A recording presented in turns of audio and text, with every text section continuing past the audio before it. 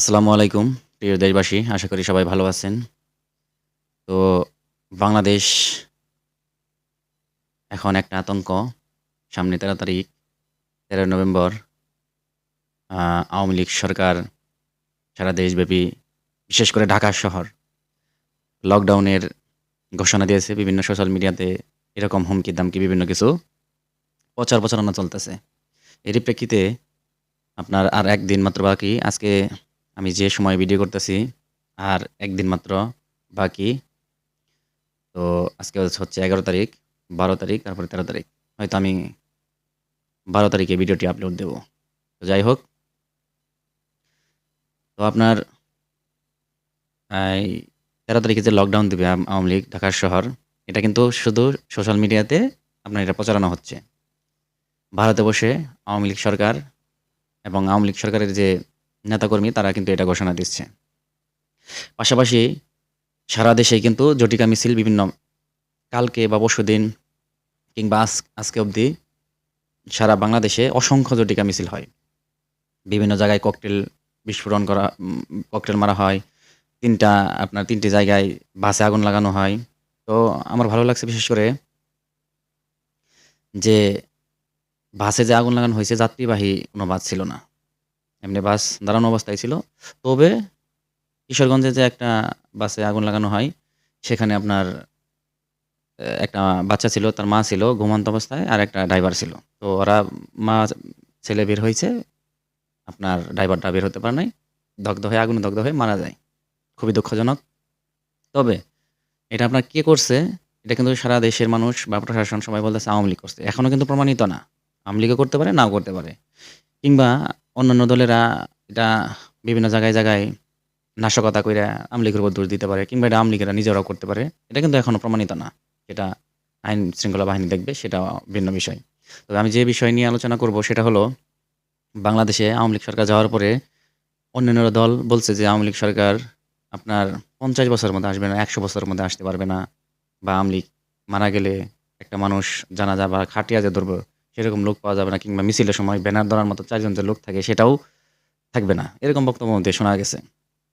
এখন কি দেখা গেছে? এখন দেখা গেছে যে যখন দলের ভিতরে আওয়ামী লীগ ছাড়া অন্যান্য দল যেখানে বিভক্তি হয়ে গেছে দলের জন্য, আগে সবাই ঐক্য ছিল। ঐক্য থেকে নিজেদের স্বার্থের জন্য, নিজেদের নির্বাচনী প্রচারণার জন্য, নির্বাচনী দলের জন্য তারা আলাদা দল হয়ে যায়। ঐক্য থাকে না। যখন আবার আওয়ামী লীগ হুমকি-দামকি দেয় বা বিভিন্ন প্রোগ্রাম দেয়, তখন আবার সবাই এই আসো, আসো, এই বুঝি আইসা বলল, এই বুঝি আমাদের খেয়ে ফেলবে, মেরে ফেলবে, গুম করবে বা আমাদের অনেক কিছু করবে। সবাই আমাদের ঐক্য থাকতে হবে। আমরা রাজনীতিবিদেরা বিভিন্ন দল থাকতে পারে, কিন্তু আওয়ামী লীগের বিষয়ে আমরা সবাই ঐক্যমত থাকবো, এক থাকবো। এটা দেখা যাচ্ছে। তবে আওয়ামী লীগ আপনাদের দেশে, মানে আমাদের দেশে যে আলাদা দল থাকে, আলাদা থাকে, একতা নাই, ঐক্য নাই, ইউনিটি নাই। তো আওয়ামী লীগেরাই এখন আমাদেরকে একতা দিচ্ছে, ইউনিটি দিচ্ছে। সবাই কিন্তু ঐক্যবদ্ধ হচ্ছে যে আদৌ কি ১৩ তারিখে কি কোনো বিশৃঙ্খলা হবে কিনা, লকডাউন দিতে পারবে কিনা? কারণ এখন কিন্তু ওইভাবে তারা মিছিলও করতে পারে না। আপনারা অনেক সময় বলেন যে জয় বলে এখানে, বাংলা বললে আরো ১ কিলোমিটার দূরে, বিভিন্ন উস্কানিমূলক বক্তব্য দেন আপনারা। তো যাই হোক, আমি মনে করি যে আওয়ামী লীগ একটা দল।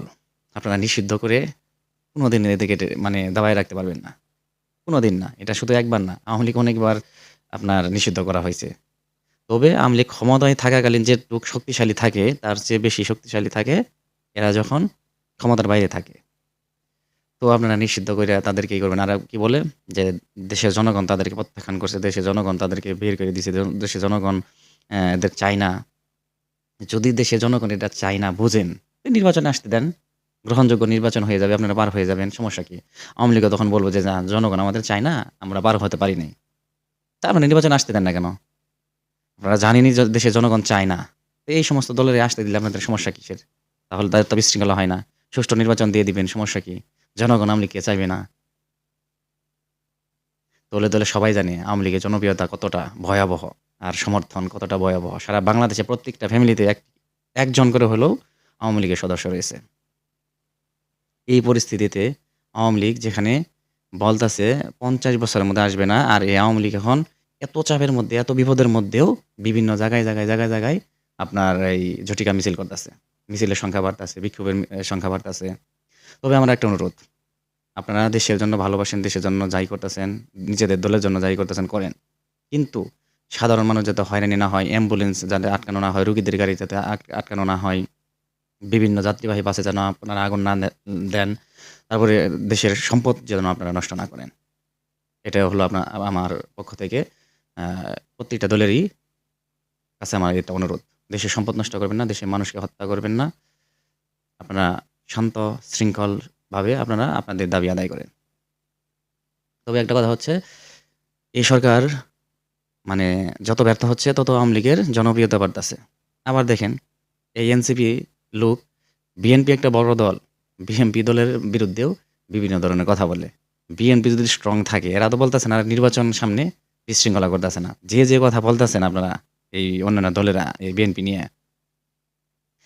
বিএনপি যদি স্ট্রংলি দাঁড়ায় যা, আপনারা প্রস্তাব করার সময়টা পাবেন না। প্যান্টে প্রস্তাব করে দেবেন, আবার বড় বড় গপ্প দিতেছেন, বিএনপি এই করতেছে সেই করতেছে। আপনারা কি করতেছেন? বিএনপির ছত্র ছায় আপনারা টিকে আছেন মিয়া, এই এনসিপি লোক। তা না হলে আপনারা ভাইসা যাইতেন। আপনারা সারা জীবন ছিলেন আওয়ামী লীগের লঙ্গের নিচে, এখন আইসা বীর সাজিয়ে রেখেতেছেন। আপনারা অমুক হয়েছেন, তমুক হয়েছেন। এই চেয়ার বাগাবাগি কেন করতেছেন আপনারা? দেশের জন্য আপনারা লড়াই করছেন, স্বাধীন করছেন। নিজের ভাইকে মাইরা কেউ তো স্বাধীন হয়? নিজের পাড়া প্রতিবেশী মানুষকে মাইরা কি কেউ স্বাধীন করে দেশ? আপনারা নতুন দেশ স্বাধীন করছেন। স্বাধীন করে লুটপাট করতেছেন, লুটপাট করে তো, দুর্নীতি করে তো, চাঁদাবাজি, টেন্ডারবাজি করে তো আপনারা অনেক কিছু করে ফেলাইছেন। আগে যা হইছে, এখন কোন জিনিসটা হয় না, তার চেয়ে বরং বেশি হচ্ছে। সেজন্যই তো মানুষ বলতেছে যে আগে ভালো ছিলাম। আপনারা এই কথাটা বলার সুযোগ কেন দিছেন? যদি সত্যি, সত্যি আপনারা সঠিকভাবে দেশ পরিচালনা করতেন, তাহলে আওয়ামী লীগ আসলে ৩০-৪০ বছরের মধ্যে আসতো না। কিন্তু আপনারা একটা বছর না ঘুরতেই আপনাদের ব্যর্থতার কারণে আওয়ামী লীগ ঠিকই ফিরে আসবে। তো দেখা যাক ১৩ তারিখ প্রশাসন, স্বরাষ্ট্র মন্ত্রণালয়ের সবাই, দেশবাসী, পুলিশ, বিজিবি, র্যাব, সেনাবাহিনী সবাই আতঙ্কিত, এবং তারা কিন্তু প্রোগ্রাম ডেট দিছে, মাঠে নামে নাই। তারপরে আপনারা নিজেরাই লকডাউন দিয়ে দিছে যে ঢাকা শহরে এগুলা চলবে না, সমাবেশ চলবে না, এই চলবে না, সেই চলবে না। আওয়ামী লীগ লকডাউন দেওয়ার আগে আপনারা লকডাউন দিয়ে দিচ্ছেন কেন? আওয়ামী লীগ তো হুমকি দামকি দিতে পারে, এটা দেবে না। যতদিন যে সরকারি আসুক, যদি আওয়ামী লীগ নির্বাচনে না আসে, সবসময় এরা করতেই থাকবে। এরা এরকম করতেই থাকবে। এরা অর্থনৈতিকভাবে স্বাবলম্বী, তাদের সারা দেশব্যাপী তাদের সমর্থন রয়েছে। মুক্তিযোদ্ধার পক্ষের লোকেরা, দেশ সৃষ্টির লগ্নে তাদের নাম জড়িত। এদের আপনারা নিষিদ্ধ করে রাখতে পারবেন? জামাতকে নিষিদ্ধ করা হয়েছিল, পারছে? পারে নাই। তো সবাই ভালো থাকবেন, সুস্থ থাকবেন। আসসালামু আলাইকুম।